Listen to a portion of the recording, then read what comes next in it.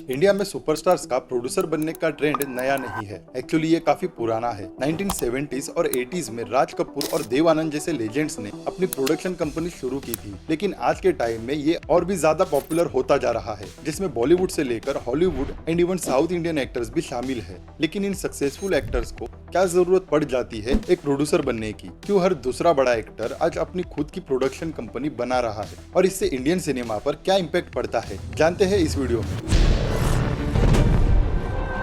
सबसे पहला रीजन है क्रिएटिव कंट्रोल। जैसे कि हम सब जानते हैं, एक्टर्स को अपनी फिल्में कैसे बनाई जाए, कैसे शूट की जाए और कैसे प्रेजेंट की जाए, इसमें बहुत इंटरेस्ट होता है। प्रोड्यूसर बनने से उन्हें पूरी क्रिएटिव फ्रीडम मिलती है अपने प्रोजेक्ट्स पर। जैसे आमिर खान को ही ले लो, उन्होंने लगान प्रोड्यूस की थी और वो फिल्म ऑस्कर तक पहुंच गई। आमिर खान ने ये फिल्म प्रोड्यूस की थी और इसका हर छोटा बड़ा डिसीजन उनका ही था। इसी क्रिएटिव कंट्रोल के वजह से फिल्म इतनी सक्सेसफुल हुई। दूसरा रीजन है फाइनेंशियल बेनिफिट्स। प्रोड्यूसर बनने से एक्टर को फिल्म के प्रॉफिट का बड़ा हिस्सा मिलता है, प्लस ये एक अच्छी इन्वेस्टमेंट होती है फ्यूचर प्रोजेक्ट्स के लिए। जैसे शाहरुख खान की रेड चिलीज एंटरटेनमेंट, जो न सिर्फ फिल्म प्रोड्यूस करती है बल्कि वीएफएक्स और टीवी शोज में भी इन्वेस्ट करती है। शाहरुख खान की कंपनी ने Chennai express, happy new year और डियर जिंदगी जैसे सक्सेसफुल फिल्म्स प्रोड्यूस की है, जो शाहरुख खान को लॉन्ग टर्म फाइनेंशियल स्टेबिलिटी देती है। एज अ रिजल्ट एसआरके की नेटवर्थ इंडियन सेलिब्रिटीज में सबसे ज्यादा है। तीसरा रीजन है ब्रांड बिल्डिंग। प्रोड्यूसर बनने से एक्टर्स अपने ब्रांड को और भी स्ट्रॉन्ग कर सकते हैं। जैसे प्रियंका चोपड़ा ने पर्पल पेबल पिक्चर्स की शुरुआत की, जिससे उन्होंने रीजनल सिनेमा को प्रमोट किया और अपनी एक अलग आइडेंटिटी बनाई।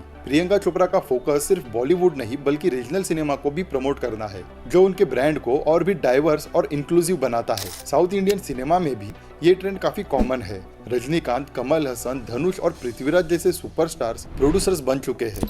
ये ट्रेंड साउथ इंडिया में भी उतना ही पॉपुलर है जितना बॉलीवुड में, और इन सुपरस्टार्स के प्रोडक्शन हाउसेज भी अच्छा रेवेन्यू जनरेट करते हैं।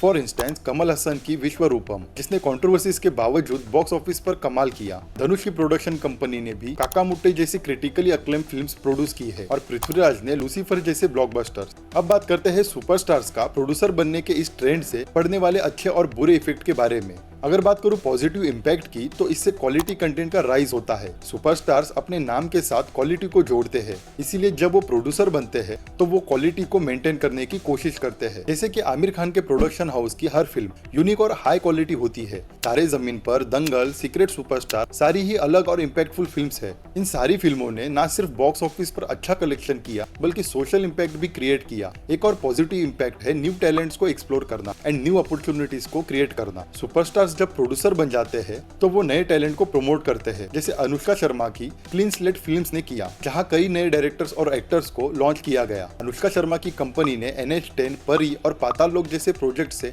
नए टैलेंट्स को स्पॉटलाइट में आने का चांस दिया। लेकिन हर चीज के प्रोस के साथ साथ कुछ कॉन्स भी होते हैं। प्रोड्यूसर बनने का सबसे बड़ा कॉन है रिस्क। अगर फिल्म फ्लॉप हो गई तो सारा नुकसान प्रोड्यूसर को ही उठाना पड़ता है। जैसे कि अनुष्का शर्मा की परी को बॉक्स ऑफिस पर एक्सपेक्टेड सक्सेस नहीं मिली थी। अनुष्का शर्मा की परी को क्रिटिकल अक्लेम मिला, लेकिन बॉक्स ऑफिस पे उतनी कमाई नहीं हुई जितनी एक्सपेक्ट की गई थी, जो उनके लिए एक फाइनेंशियल सेटबैक था। इसका दूसरा नेगेटिव इम्पैक्ट है टाइम एंड एफर्ट। प्रोड्यूसर बनने के बाद सिर्फ एक्टिंग नहीं बल्कि फिल्म के हर एस्पेक्ट पे ध्यान देना पड़ता है, जो काफी डिमांडिंग हो सकता है। लेकिन इन सब चैलेंजेस के बावजूद काफी सुपरस्टार्स इस रोल को सक्सेसफुली मैनेज कर रहे हैं। जैसे कि विद्या बालन ने कहा था, प्रोड्यूसर बनना एक नेचुरल प्रोग्रेशन है एक्टर के करियर का, क्योंकि इसमें आप अपने ड्रीम प्रोजेक्ट्स को रियलिटी में ला सकते हो। एक और कौन है कॉन्फ्लिक्ट ऑफ इंटरेस्ट। कभी कभी एक्टर प्रोड्यूसर को अपनी एक्टिंग कमिटमेंट्स और प्रोडक्शन रिस्पॉन्सिबिलिटीज के बीच बैलेंस करना मुश्किल हो जाता है। ये सिचुएशन कभी कभी प्रोफेशनल और पर्सनल कॉन्फ्लिक्ट्स को बड़ा कर सकती है। कई बार एक्टर्स को अपनी प्रोडक्शन कंपनीज और एक्टिंग करियर्स के बीच में बैलेंस करना मुश्किल हो जाता है, जो कॉन्फ्लिक्ट्स और स्ट्रेस क्रिएट करता है, जिससे उस एक्टर का किसी भी एक काम पर फोकस नहीं बन पाता और फिर फाइनेंशियल लॉसेस